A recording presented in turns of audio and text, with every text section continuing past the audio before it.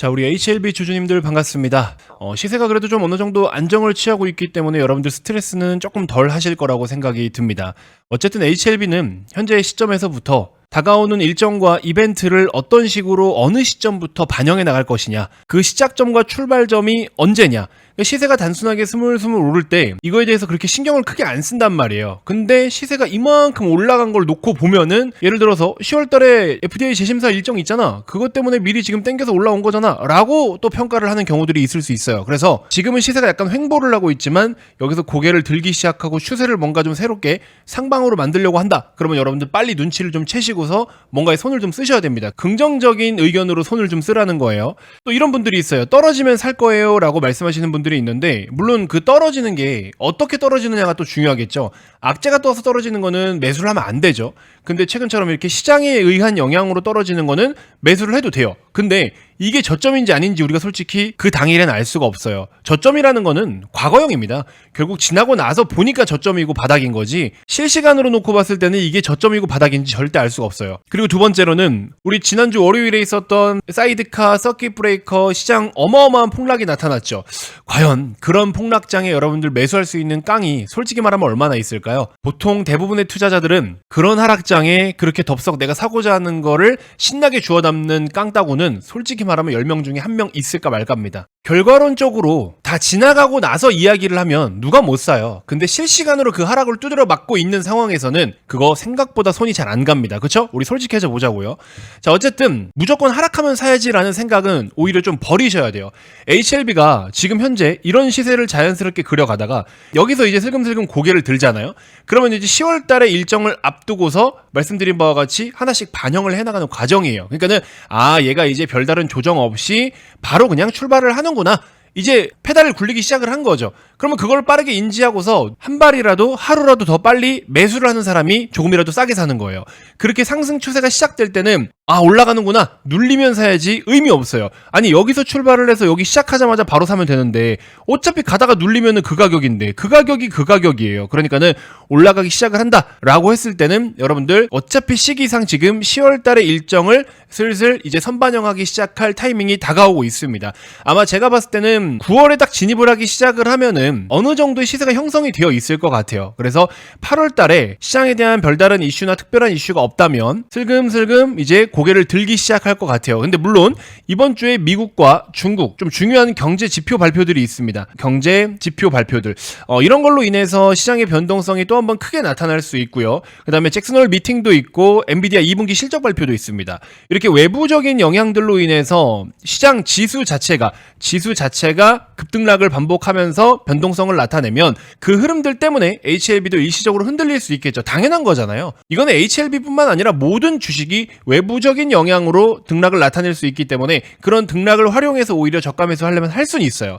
제가 늘 말씀드리지만 외부적인 영향, 즉 HLB뿐만 아니라 모든 기업, 모든 종목이 그 기업에 해당 본질의 데미지를 주지 않는 하락이라면 그건 저가 매수가 맞아요. 무슨 말인지 아시죠, 여러분들? 자, 어쨌든 HLB는 현재 시점에서 놓고 봤을 때 진짜 국내 제약바이오 중에서 조만간 우리나라 시장을 주도하는 주도주가 될 가능성도 저는 매우 높다라고 봅니다. HLB 그룹주들이 일제히 다 어마어마한 시세를 한 번쯤은 그려줄 가능성이 지금 현재로서는 매우 높다라고 생각이 들어요. 물론 무조건 확신해서는 안 됩니다. 결국에 이 FDA라는 문턱, 결코 낮은 문턱은 아닙니다.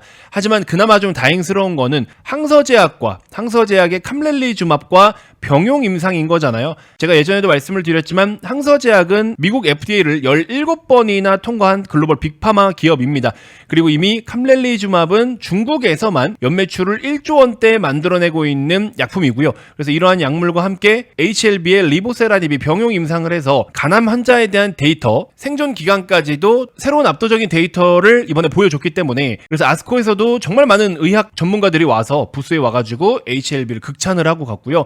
이건 진짜 FDA 성공하겠다, 이거는 성공 못하는 게 이상한데, 약간 이런 반응들이 실제로 있었습니다. 실제로. 자, 그래서 이번 약품 같은 경우에는 굉장히 기대감이 크다. 그래서 완전 빵에서 무에서부터 100까지 만들어가기보다는 이미 어느 정도 되어 있는 약품들을 이렇게 새롭게 콜라보를 해가지고 신약을 또 개발하는 이 과정, 근데 이미 데이터가 잘 나와 있다라는 거고 FDA에서 한번 브레이크를 거는 바람에 하한가 두 방을 두드려 맞았지만서도 이 브레이크가 약물에 대한 본질이 아니라 뭐라고 말씀드렸죠? CMC 제조 공정 이슈였기 때문에 그래서 저가 매수하기에 너무 좋은 위치였고 가격이었다라고 말씀을 드렸죠. 어지간하면 하한가 두 방 맞은 거 누가 매수를 합니까? 겁나서 매수 못해요. 근데 제가 말씀드렸죠. 제약바이오는 원래 이런 급등락이 자주 일어난다. 이런 엄청난 롤러코스터는 기본적으로 여러분들이 어느 정도 단련이 되어 있어야 돼요. 이런 것들도 여러분들 다 구분을 할 줄 아셔야 되는데 뭐 잠깐 움직이다가 시장 급락 나오고 할 때 이건 당연히 외부적인 영향 때문에 빠지는 거잖아요. 그럴 때는 적극적으로 저가 매수를 해도 되는 거다.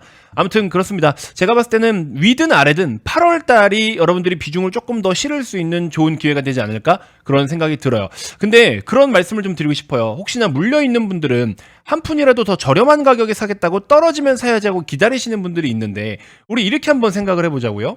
예를 들어서 HLB가 FDA 다 이제 절차를 깔끔하게 클리어하고서 최종 시판까지 가게 됐어요. 그랬을 때는 진짜 HLB 주식이 30만 원이 될지 50만 원이 될지 몰라요. HLB를 오랫동안 투자해 오신 분들은 HLB의 추후 매출이 어느 정도가 될 것이고 거기에서 이제 OPM이 어느 정도 나오니까 이익은 어느 정도고 곱하기 멀티플 해가지고 얘 적정 시총은 얼마다 이렇게 계산을 하시는 분들이 있는데 물론 맞아요. 그렇게 해서 기준치를 계산할 수도 있겠지만 사실 이슈가 처음에 부각되고 모든 게 성공했다라는 빵빠레를 터치기 시작을 하면은 그거는 밸류 무관하게 주가가 폭등합니다. 그렇게 폭등을 했을 때 30이든 50이든 간다라고 가정을 했을 때 지금 현재 82,600원에서 난 7만원까지 오면 사야지 하는 생각이 과연 의미가 있을까? 하물며 여러분들이 지금 82,000원에 매수를 했는데 7만원까지 주가가 빠졌어. 빠지면 어때? 외부적인 영향으로 빠진 거면 사실 신경 안 써도 된다는 말씀을 드렸잖아요. 예를 들어 지금 여러분들이 8만원대 샀는데 시장이 갑자기 급락 나와서 7만원까지 빠졌어. 뭐 더 사면 좋겠지만 더 살 여력이 없어. 아무렴 어때? 어차피 얘는 지금 본질 자체가 30만원, 50만원을 향해서 달려가고 있는 그 과정에 있는데 이걸 손해라고 생각하시면 안 돼요. 그냥 운이 안 좋게 타이밍이 좀 안 맞은 거고 우산 안 갖고 나왔는데 소나기가 내려서 비 좀 맞은 거예요. 근데 그 비를 맞아봐야 5mm, 10mm밖에 안 돼. 솔직히 말해서. 그 정도 가지고는 여러분들 속옷까지 젖지는 않습니다. 그런 느낌으로 솔직히 말하면 HLB에 대한 가치를 보고 투자하시는 분들은요. 저는 솔직히 지금 위치에서 뭐 굳이 한 10,000원, 15,000원 내외의 가격을 막 그렇게 꼼꼼하게 따져가면서 매수를 해야 될까? 이런 생각이 들어요. 가격을 보고 투자하시는 분들은 그걸 하나씩 따져야죠. 근데 가치를 보고 투자하시는 분들은 오히려 올랐을 때 더 놓칠 걸 생각한다면 차라리 지금이 싸다라는 생각하고 매수를 하시는 게 저는 맞다라고 봅니다. 제가 그래서 늘 말씀드리잖아요. 가치를 보고 투자하시는 분들과 가격을 보고 투자하시는 분들은 관점이 다르다라고. 그쵸? 가치를 보고 투자하시는 분들은 사실 차트에 그렇게 연연하지 않고요. 어차피 잘 될 놈이고 이런 지금 시장 상황과 무난하게 흘러갔을 때는 차라리 지금 가격이 그냥 저렴하고 여기서 조금 빠지는 거 뭐 여력 되면 더 사고 아님 말고 이런 느낌으로 그냥 가치 본질에만 집중을 하시는 분들이 있어요. 저도 약간 가치 투자 쪽이잖아요. 제가 여러분들께 항상 설명드리잖아요.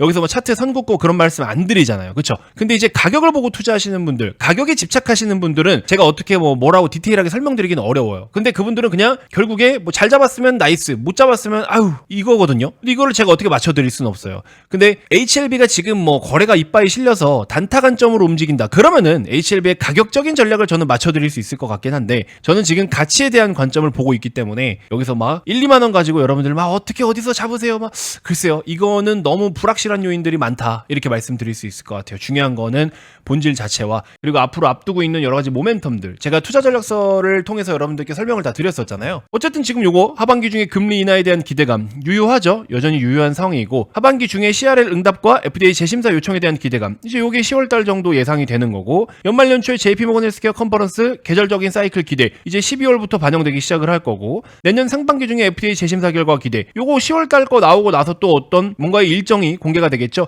어쨌든 당장 우려되는 리스크는 매크로와 시장 변동성 그리고 공매도 거래 재개 일단은 매크로랑 시장 변동성을 가장 신경을 써야 되겠죠. 근데 이 시장 변동성 속에서 오히려 우리가 저가 매수할 수 있는 기회로 활용할 수가 있다. 이렇게까지 말씀을 좀 드려봅니다. 자, 그래서 오늘 영상에 있어서는 일단 크게 두 가지예요. HLB가 오히려 경기 침체니 뭐니 외부적으로 시끄럽더라도 빠지면 빠지는 대로 기회, 오르면 오르는 대로 기회. 당장에 10월 달에 이런 이벤트를 갖고 있지 않았더라면 저도 오히려 여러분들 한 템포 물러서 계세요. 어차피 내년을 바라봐야 되기 때문에 지금 살짝 매도하고서 포지션을 절반이라도 좀 비워놨다가 연말까지 남은 기간 동안 시장이 너무 불안정하고 금리 인하가 오히려 호재보다는 악재로 작용할 가능성이 높기 때문에 이런 부분들로 인한 급락이나 하락이 나왔을 때 매수를 해서 비중을 채워갑시다라고 말씀을 드리겠는데, 근데 지금은 당장 다다음 달이잖아요. 다다음 달이지만 주가는 선반영하니까 이르면 지금 이번 달부터 슬슬 반영을 해나갈 거란 말이에요. 그러니까는 지금은 여러분들 포지션을 비울 때가 아니에요. 오히려 시장에 대한 변동성과 경기 침체 우려 이런 것들로 인한 급등락을 이용해 먹어야 된다라고요. 무슨 말인지 아시겠죠? 그러니까 깡 따고 있게 잘 붙들고 계시고, 진짜 혹시 모를 큰 하락 나타나면 본질에 영향이 없다면 그런 거 적극적으로 저가면서 기회로 활용을 해보셔도 된다. 이런 거 저런 거 모르겠고 타이밍적인 거 스트레스 받아, 그냥 조금 멀리 보면 어쨌든 될 놈인 것 같아. 그러면 편안하게 지금이라도 그냥 매수를 하시는 게 낫다. 이렇게 일단 말씀을 드려봅니다. 자, 그리고 이제 또 하나, 경기 침체가 진짜 올지 안 올지는 사실은 몰라요. 너무나 위험한 지표가 사실 좀 많습니다. 대표적으로 여러분들 장단기 금리차가 역전되면 경기 침체가 온다라는 이론이 있죠. 이 이론을 누가 만들었는지 아십니까? 이 이론에 대해서 연구하고 실제로 주식시장에다가 적용을 시킨 게 미국의 캠빌 교수님이라고 계십니다. 그 캠빌 교수님이 장단기 금리차가 역전이 일어나면은 보통 통상 빠르면 6개월, 길면 2년 뒤에 경기 침체가 나타난다라고 이야기를 했어요. 근데 우리가 지금 장단기 금리차가 역전이 오래전부터 계속 되어 있거든요. 기본적으로 장기 금리가 높아야 되고 단기 금리가 낮아야 되죠. 단기 금리 같은 경우에는 정책 금리를 이야기를 하고요. 장기 금리 같은 경우에는 훗날 미국의 경기 컨디션에 대해서 이야기를 합니다. 근데 이게 지금 너무 부정적인 상황이고 얘는 어차피 금리를 내리고 둘 다 떨어지고 있는 추세긴 하지만 장기보다 단기가 여전히 높은 상황이고 금리가 지금 꼬였어요. 개판이에요. 근데 이렇게 되면은 그러면 결국에 경기 침체 리세션 오는 거 아니야? 라고 시장에서 계속 몇 년 동안 지금 우려를 하고 있는데, 이 이론을 창시하신 분이 캠벨 교수님이라고 말씀을 드렸죠. 근데 캠벨 교수님이 실제로 인터뷰를 했는데 이번 금리차 역전은 좀 다르게 해석해야 된다. 내가 갖고 있는 그런 데이터에 이 논리가 적합하지 않다. 예외도 있을 것 같다. 라고 이야기를 했어요. 대략 3, 4년 전에 코로나 팬데믹이 터졌을 당시에. 그러면서 지금까지 사실 금리차 역전이 오랫동안 이어져 왔는데 아직까지 경기 침체는 없잖아요. 물론 경기를 부양하고 있던 상황이었기 때문이긴 해요. 근데 이제 지금부터는 부양책이라는 거, 그동안에 우는 아이를 달래기 위해서 사탕을 계속 입에 물려줬다면 이제는 이가 썩을까봐 그 사탕을 뺏고 있는 중이잖아요. 근데 뺐다가 이제 정말로 이가 썩어버려서 이를 뽑아야 될 수도 있는 상황이 생긴 거죠. 그래서 지금 그런 상황까지 온 거다. 근데 이게 뽑아야 되는지 그냥 충치만 치료하면 되는지에 대해서 치과를 가봐야 알아요. 그래서 지금은 어쨌든 뭔가의 증상이 있어서 치과를 가고 있는 중이다라고 생각을 하시면 돼요. 그래서 치과를 갔는데 이를 뽑아야 된대, 발치를 해야 된대. 그러면 경기 침체인 거고, 충치 치료만 하면 된대. 그러면 연착륙인 거예요. 이거는 우리가 아직 알 수가 없습니다. 그렇죠? 여러 가지 데이터가 나와 봐야 됩니다. 자, 어쨌든 시장이 너무나 불안정해졌어요. 그래서 우리나라 시장이 코스피든 코스닥이든 사실상 8월 달의 수출도 8월 1일부터 10일까지 반도체는 전월 대비해서 수출이 또 10% 이상 증가를 보이면서 우리나라의 전체적인 상장사 이익의 눈높이가 아직까지 유지는 좀 되고 있는데, 근데 여전히 불안정하단 말이에요. 그리고 지표상으로도 지금 많이 꺾여서 이게 어떻게 해석이 되고 풀이가 될지는 솔직히 조금 더 지켜봐야 돼요. 이번 달에 잭슨홀 미팅과 엔비디아 실적도 너무나 중요하고요. 이렇게 경기가 불안정하고 경제가 좀 위태위태하고 시장이 불안정하다라고 했을 땐 여러분들 투자하시는 분들은요, 이러한 중요한 변곡점에서는 리밸런싱이라는 걸 좀 해줘야 됩니다. 리밸런싱이라는 게 뭐냐면, 그냥 쉽게 말해서 여러분들의 포트폴리오를 좀 조율하고 앞으로 다가올 시장 변동성에 맞게끔 뭐 방어를 하든 아니면 거기에 맞는 공격적인 포지션을 취하든 뭔가의 변화를 좀 줘야 된다는 거예요. 그걸 이제 우리가 포트폴리오를 다시 정비하고 새롭게 구축하는 걸 리밸런싱이라고 이야기를 하는데, 이렇게 경기의 변곡점이나 위태로운 상황에서 리밸런싱이 반드시 필요한 거예요. 근데 이제 많은 분들이 이걸 안 하려고 그래요. 왜? 내가 그동안에 좋게 봐오던 종목, 내가 그동안에 보유하고 있던 종목, 지금까지 손실이 컸지만서도 오랫동안 보유해온 그 노력이 있는데 이걸 갑자기 잘라버린다? 쉽지 않거든요. 근데 그것 때문에 앞으로의 기회비용과 그동안의 매몰 비용이 아까워서 여러분들이 종목 교체를 잘 못하세요. 근데 주식시장에서는 기명기구 아니면 아닌 거예요. 빨리빨리 상황에 맞게끔 포지션을 취해주지 않으면 그게 2년이 갈지 3년이 갈지 평생 돌아오지 않을지 모릅니다. 현명한 투자자가 되려면 여러분들의 그 방향에 절대 고집을 피워서는 안 됩니다. 여러분들이 시장에 맞춰야지 시장이 여러분들에게 맞춰주지는 않는단 말이에요. 그러면 결국에 시장에서는 지금 여러 가지 시그널을 보내고 있어요. 나 지금 치과 가고 있는데 잘못하면 이를 뽑을 수도 있을 것 같아. 그러면 이를 뽑을 수도 있기 때문에 거기에 필요한 뭔가를 준비를 해서 가야 될 거 아니에요. 그렇죠? 그렇기 때문에 여러분들 제가 자꾸 말씀드리지만 이렇게 주식시장이 변동성이 크고 기댈 곳이 없을 때 급락이나 폭락을 두드러 맞고서 결국에 제자리를 찾아가는 종목들은요, 실적이라는 기준치가 있기 때문에 그래요. 예를 들어 A라는 종목이 있어. 이 녀석의 밸류에이션상 적정 가격이 10,000원이야. 근데 시장 때문에 한 15,000원 하던 게 8,000원이 됐네? 근데 시장이 안정을 취했어. 그러면 딱 어떻게 돼요? 얘는 10,000원짜리가 8,000원 됐어. 사요. 얘를 우선적으로 산다라는 겁니다. 근데 기준이 없어. 15,000원 하던 놈인데 8,000원까지 떨어졌는데 뭐 얘가 적정가가 얼만데? 기준이라는 게 없어. 그럼 어떻게 돼요? 뭐 오르는 둥 마는 둥 그냥 그래요. 그래서 항상 기준이 있는 종목, 그 기준이라는 게 바로 실적이라는 거고 밸류에이션이라는 겁니다. 무슨 말인지 아시겠죠? 그래서 이런 종목들을 매매를 하셔야 되는데, 그러면 지금 우리나라에서 업종 기준으로 놓고 봤을 때 밸류에이션에 대한 매력, 실적이 계속 증가세를 보일 수 있을 만한 종목과 업종은 뭐가 있냐라고 한다면 영상마다 말씀드리고 있는데 조선이에요. 조선. 그쵸? 반도체는 이미 반영되어 온 지 오래됐잖아요. 자동차 같은 경우에도 이미 주가에 한번 다 반영이 됐고요. 그리고 반도체는 실적 증가율 퍼센테이지로 따지면 생각보다 증가폭이 그렇게 크지 않습니다. 매년 돈은 잘 버는데 실적 성장률에 있어서는 조금 약해요. 그래서 얘는 현대차 기준으로 했을 때 주주 환원 정책에다가 기대를 하고 있습니다. 배당이라든지 인도법인 IPO를 통해서 또 주주 환원 정책에 대한 기대감이라든지 이런 거예요. 그러니까 이거는 완전 순수 가치주인 거죠. 가치주. 반도체 같은 경우에는 전형적인 시클리컬이라고 이야기를 하죠. 근데 반도체도 지금 2년 넘게 오랜 시간 동안에 주도주의 역할을 해왔고, 지금부터 또 성장률이 얼마만큼 퍼포먼스를 보여주느냐, 이번 달에 발표될 엔비디아 실적 발표를 통해서 그걸 다시 한번 테스트할 시점이 왔죠. 그 다음에 또 뭐가 있습니까? 화학 파트 같은 거, 철강, 이런 거는 뭐예요? 지금 완전 죽치고 있잖아요. 반등을 보일 기미가 안 보입니다. 중국 경기의 영향도 너무나 많이 받고 있고요. 화장품은 어떨까요? 약간의 계절적인 영향을 좀 받기는 했는데 중국 쪽에 매출이 없는 기업들은 그래도 좀 괜찮아요. 그 다음에 저가 화장품, 뷰티 화장품, 색조, 이런 건 좀 괜찮습니다. 근데 그것도 그냥 브랜드보다는 OEM, ODM 기업들로 접근하시면 좋아요. 한국콜마 같은 기업들 최근에 후실적 발표했죠. 한국콜마 같은 OEM, ODM 기업들은 저는 괜찮다라고 봅니다.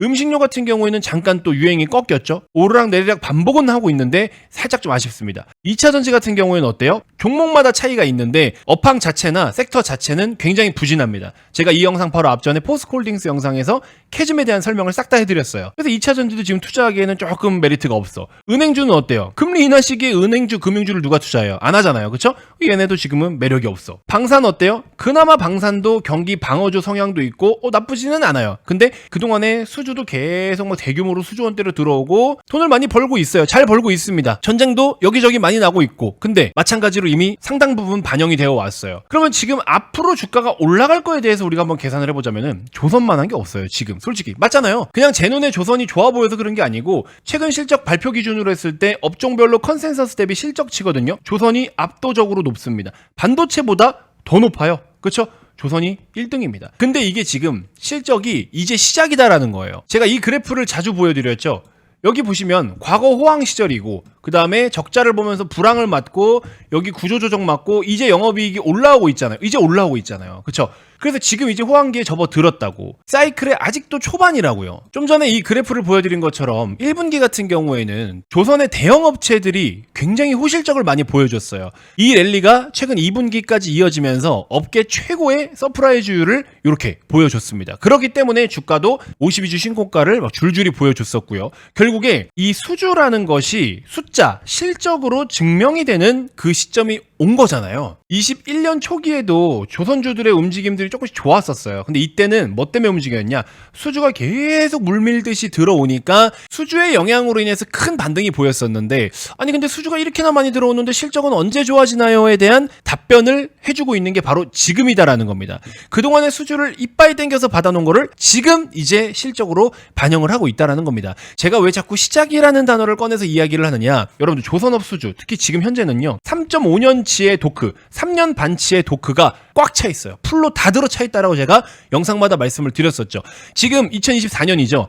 2025년에 인도가 될 선박들의 선박 가격이 본격적으로 이제 적자 호선이 없어지는 시기예요. 그러면 이때 인도할 선박을 언제부터 생산하느냐? 이때 인도될 선박은요 24년 하반기부터 매출로 인식이 되기 시작을 해요. 그게 언제야? 지금이라니까요. 그래서 지금부터 슬슬 인식이 되기 시작을 한다라는 겁니다. 자, 올해 24년 상반기 때 그동안 찍었던 배들보다 하반기부터 찍어낼 배들의 판가가 더 높아요. 왜? 신조선가가 계속 상승을 보였잖아요. 신조선가가 계속 상승세를 보였기 때문에 계약하는 가격들이 점점점 높아졌겠죠. 그러니까 뒤로 갈수록 25년 후반, 26년 초반까지 갈수록 계약한 배의 가격들이 더 비싼 거죠. 이해되시죠? 그러면 배의 가격은 뭐야? 판가, 프라이스는 높아지는데 코스트, 비용 자체는 또 낮아져요. 조선업에서 원가 비중이 가장 큰 게 뭐라 말씀드렸죠? 후판 가격, 그 다음에 인건비라고 말씀을 드렸어요. 이 두 가지가 지금 안정을 취하고 있습니다. 인건비는 사실 거의 안정이고 후판 가격은 떨어지고 있어요. 그러니까는 판매하는 가격은 높아지는데 원가는 줄어들고 있다라는 거죠. 이보다 좋은 게 어디 있어요 지금. 근데 후판 가격 같은 요런 원가들은 이게 경기에 민감한 업종이에요, 얘네가. 그러니까 경기가 안 좋다 그러면은 철강 수요도 그만큼 많이 떨어지고 후판 가격이 떨어진단 말이에요. 그러니까 조선업은 오히려 가격 떨어지는 게 땡큐라고. 무슨 말인지 이해되시죠? 그래서 후판 가격이나 외주 가격들이 전체적으로 좀 안정을 취하고 있다 보니까 말씀드린 P는 상승, C는 하락. 이거는 최고예요, 여러분들. 이 이론을 알고 계신 분들은요, 진짜 조선주 당장 사셔야 됩니다. 이거는 말 다 한 거예요. 하반기에 충분히 상반기에 보여줬던 것처럼 어닝 시즌에 대한 랠리가 계속 이어질 겁니다. 우상향을 기대해도 좋다라는 소리예요. 무슨 말인지 아시겠죠? 제가 주도주에 대해서 여러분들께 설명을 많이 드려왔었잖아요. 시장 무관하고 주도주는 계속 갑니다. 올 연말에서 내년으로 갈수록 경기 침체라는 게 시장에 계속해서 먹구름을 씌울 거예요. 그런 요인이 될 텐데 경기 침체 이슈가 나올수록 더 안정적인 투자처가 될 겁니다. 왜 그러냐? 아까도 제가 이미지를 보여드렸지만 조선업 과거 호황기가 08년도 금융위기 때 이때 겹쳤었어요. 근데 이때 당시에 사실 조선업들이 주춤하긴 했었거든요. 이 당시 글로벌 금융위기는 조선사들에게 넣은 발주를 해운사나 이런 고객사들이 취소를 해야 되는 그런 재무구조 상태였어요. 근데 지금은 현재 해운사들도 최근 코로나를 기점으로 해서 몇 년 동안 어마어마한 돈을 벌어들였습니다. 그렇기 때문에 금융위기가 오든 경기 침체가 오든 선박주문을 수주를 취소할 수준까지의 재무 상태는 아니다라는 거예요. 그렇다면 수주가 그대로 유효하고 그 수주가 그대로 숫자로 찍어낸다라는 거는 실적이 잘 나올 수밖에 없다라는 거겠죠.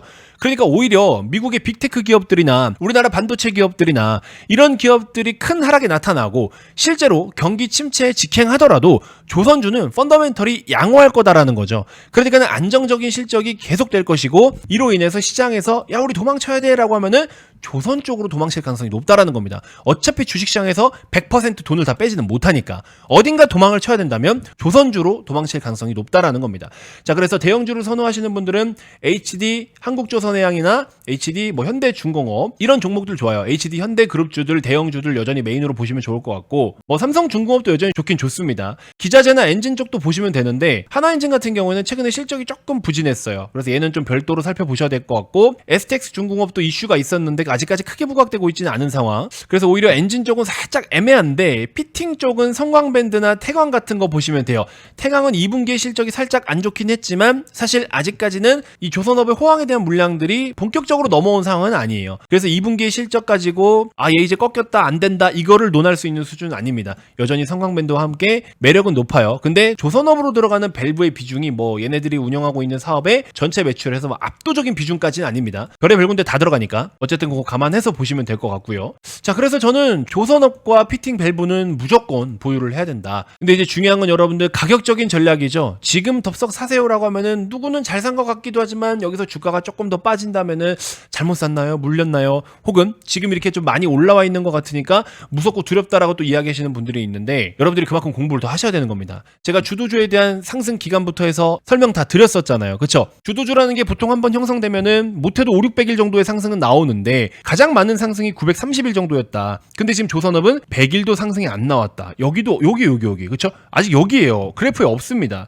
갈 날이 더 많이 남았는데 과연 지금 현재 올라온 이 주가를 보고서 우리가 비싸다라고 이야기를 해야 되겠느냐라는 거죠. 빠지면 더 살 수 있는 여러 걸 만들어 놓으면 되는 거고 기타 등등. 그러니까 여러분들이 이거를 제가 앞에 말씀드린 것처럼 여러분들이 HD 현대중공업이다. 그러면은 가격을 보고 투자할 거냐 가치를 보고 투자할 거냐 이걸 결정을 하라는 거예요. 근데 저는 무조건 90% 이상 가치를 보고 배팅하라고 말씀을 드리고 싶어요. 그러면 가격에 대한 흐름을 솔직히 말하면 그렇게 크게 신경 쓸 필요가 없는데 아마 분명히 여러분들은 매수했다 빠지면 저를 또 원망하겠죠. 그러면 똑바로 한번 사보세요.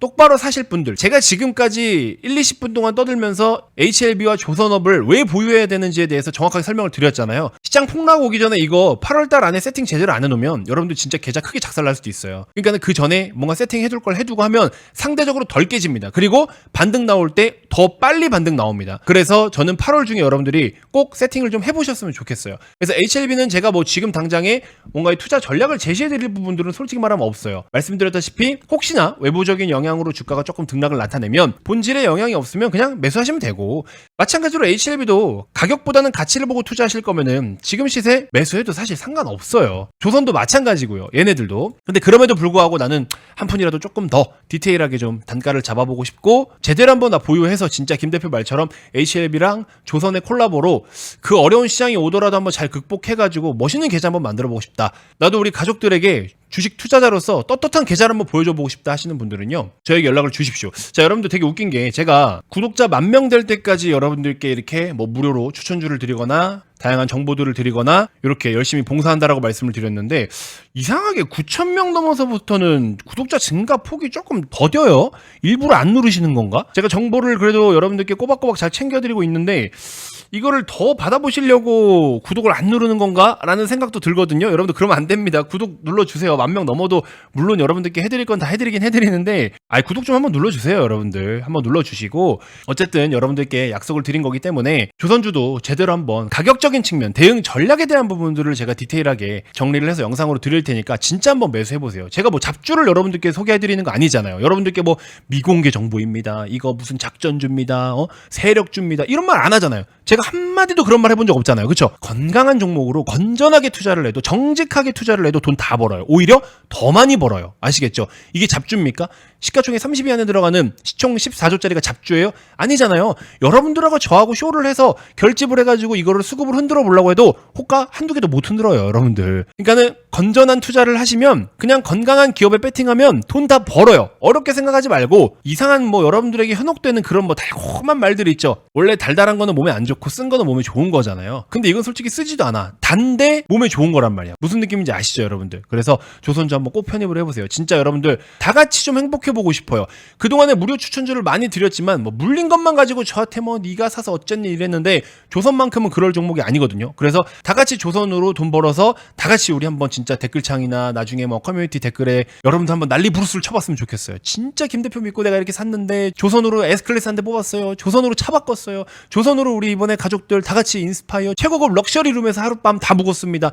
이런 멘트 좀 해달란 말이야. 지금 조선 매수하신 분들은요, 내년에 이제 그런 분들 나온단 말이에요. 분명히 나 차 바꿨어요, 나 이사했어요, 우리 가족들에게 이렇게 했어요, 우리 부모님 호강시켜드렸어요, 우리 자녀들에게 이런 선물을 한번 해보네요. 가족들이 다 같이 행복해질 수 있단 말이에요. 그러니까 조선 한번 제대로 매수 한번 해봅시다. 저 믿고 매수 한번 해보자고요. 저 믿고라는 말이 굉장히 이게 지금 조심스러운 발언인데, 근데 조선 제가 설명 많이 드렸잖아요. 이거는 저를 믿는 게 아니라 그냥 이 산업을 믿으면 돼요, 여러분들. 그쵸? 다 같이 함께 매집을 좀 해보자고요. 여러분들께 제가 대응 전략에 대한 영상을 좀 보내드리도록 할 테니까 진지하게 한번 조선주를 편입을 좀 해서 제대로 계좌를 한번 가꿔보겠다라고 생각이 드시는 분들은요, 저에게 메시지를 보내주시면 제가 친절하게 어렵지 않게 준비한 영상을 보내드리도록 하겠습니다. 여러분들 이거 진짜 100% 무료고요. 실제로 다 드려요. 근데 구독은 좀 눌러주세요. 10,000명 넘어도 드릴 테니까 구독은 좀 눌러주시고, 실제로 다 드립니다. 자, 다음 영상에서 또 인사드리도록 하겠습니다. 김대표 개인 번호로 HLB 혹은 조선이라고 보내주시는 분들께 영상 순차적으로 발송해드리도록 하겠습니다. 고맙습니다.